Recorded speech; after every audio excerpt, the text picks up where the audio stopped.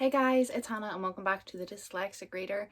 Today I wanted to do a May TBR, which I normally don't do TBRs for the month, but I wanted to do this kind of challenge for myself because after my last video where I went through all my books and updated all my Goodreads shelves to make sure that I had on my Goodreads all the books that I own that are unread, it really highlighted to me that a lot of these books, like I've picked them all up for a reason. I am interested in reading them, but when I'm looking at my shelves, they're just not ever number one, so it's hard to get round to them. So I thought that I would take my Goodreads shelf, which is now completely up to date with all my unread books, and a random number generator, and I'm going to pick out 3 random books from my unread pile and gonna try and read those through the month of May and just see how it goes, see if it's a little fun thing. I can't believe that we're almost in May, and yet I also can't believe that May's not over yet. Time has become very weird, but I'm going to do this on my iPad. I've got my Goodreads here. I've just put the owned but unread shelf in alphabetical order because I couldn't, like, what's the fair way to order them? So I thought alphabetical order, because it's going to be completely random anyway, so I suppose it doesn't really mind what order they're in. And then I also have a random number generator from 1 to 78 because that's how many books we have. So we're just going to generate our first number, which is 13.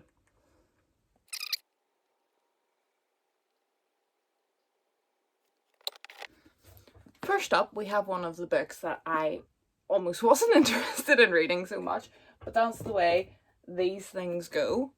The Book of Tomorrow by Cecilia Ahern. This was one that I picked up at like a charity boot sale for 50p, and I can't remember. I think I'm gonna read the blurb here. I have not read the blurb since I picked this up, which was a long time ago. Oh, has it got like a cutaway cover? Oh, that's kind of cute. And this there was something about a library in this story. So I know Cecilia Ahern's well known, and her stories like normally romancy. I have no idea. This is a story about how tomorrow can change what happens today.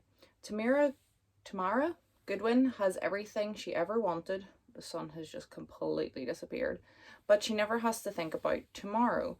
But suddenly her world is turned upside down and she has to leave her glamorous city life for a new one in the country. However, Tamara is soon lonely and longing to return home. Then a travelling library arrives in the village, bringing with it a mysterious leather-bound book locked with a gold clasp and a padlock. What Tamara discovers within its pages takes her breath away, and everything starts to change in the most unexpected ways. So it kind of drew my attention that this travelling library sounded really good. I love any book about like books, if you know what I mean. So that's kind of what drew me in, but I would never say that I was interested in Celia Ahern's style of writing, which is contemporary, I think, verging on yeah, P.S. I Love You. She writes those kind of books, so I'll be interested to see. I'm hoping this isn't too heavy on the romance, because that just isn't my shtick. Well, it is if it's done well, but the problem I find is I don't tend to read romance-centric novels, and I feel when romance is put into like other novels, it's usually not well done in my opinion. So that's why I think I don't like romance. I think when they like throw it into, like, if you've got like a high like chase thriller plot going on and you like throw in a romance, it doesn't always fit very well. So I'll be interested to see how this pans out. This certainly would not have been, if I'd have come up to my shelves last night looking for a new book, I would have went through it 1,000 times before I picked this one. So I suppose the random number thing is working. Just to prove to you that I did get number 13, but then you can't see my list anyway, so you don't know that it's number 13. Well, I suppose you could go on to my Goodreads if you're going to be that panicky. I suppose my Goodreads is public. All my social media is linked down below. You could go on there and actually put my TBR list in alphabetical order and count with me if you wanted. 64. This is going to take me ages to count.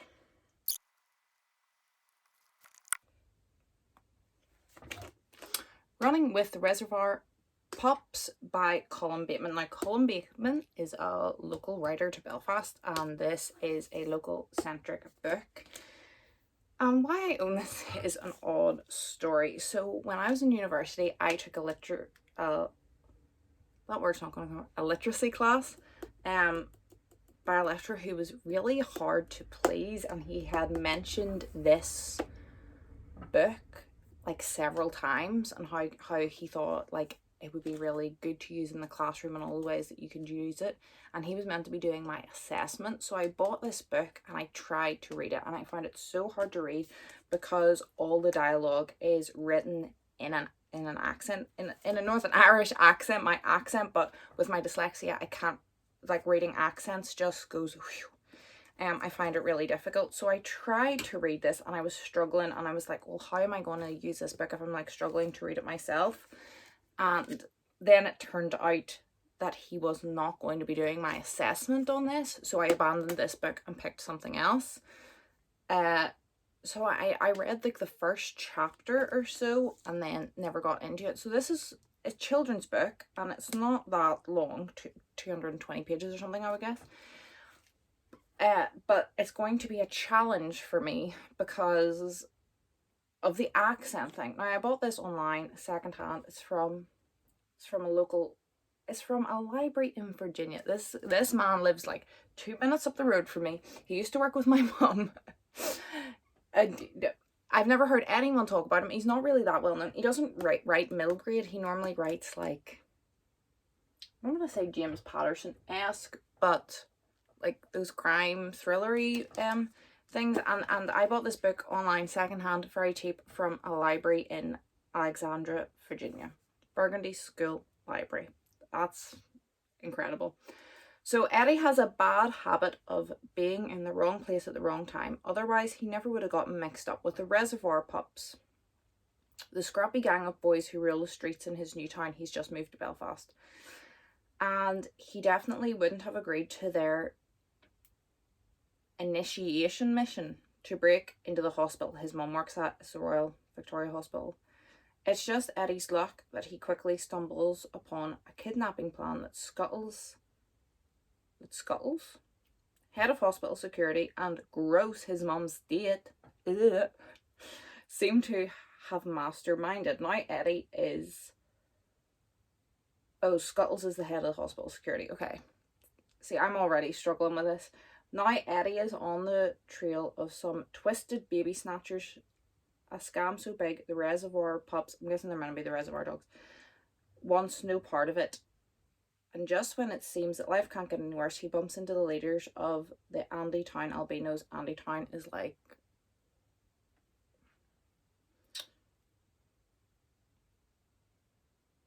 I don't even know how to describe Andersonstown, but it's a place. The most fearsome gang of all. Fasten your seatbelts for this action-packed, outrageous comic caper in which no one is exactly as they seem.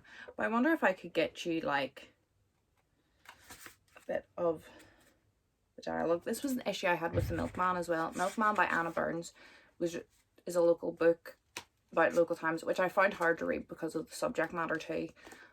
But it was written like in a dialect, and I wanted to read the book because it actually won the Man Booker Prize. It's the first person ever to win Man Booker Prize from Northern Ireland, but I couldn't.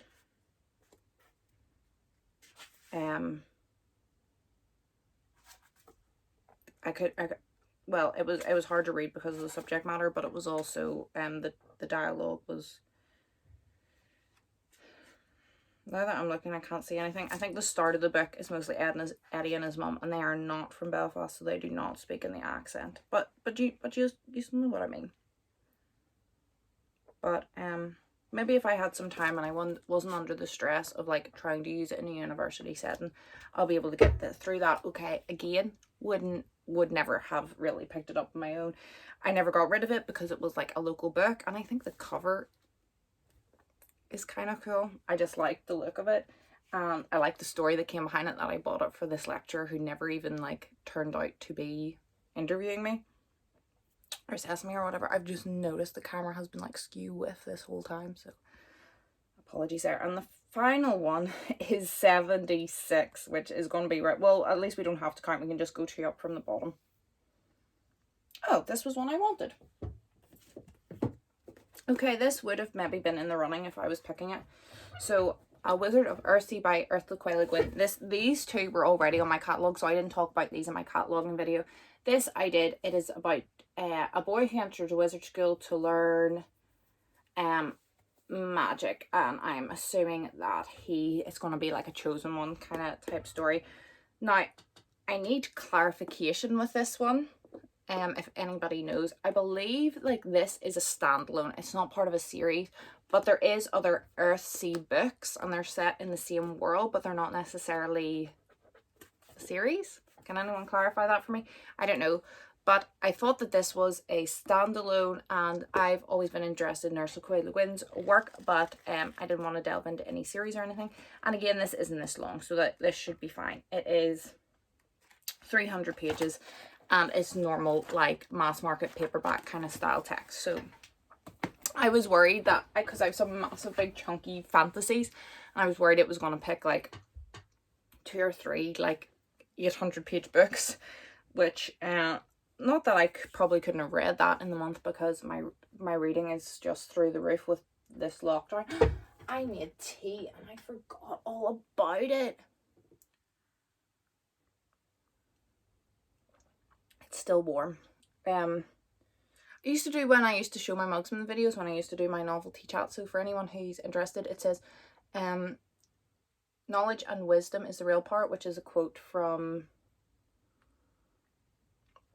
Merlin in the Disney version of Sword in the Stone. And then on this side, you'll not really see this with the light, but it is Merlin and Madman and Mim, but their like outlines are in metallic, so it's kind of hard to see in the camera. And I love this cup, and I have a t-shirt and a plush that matches while I show you my plush.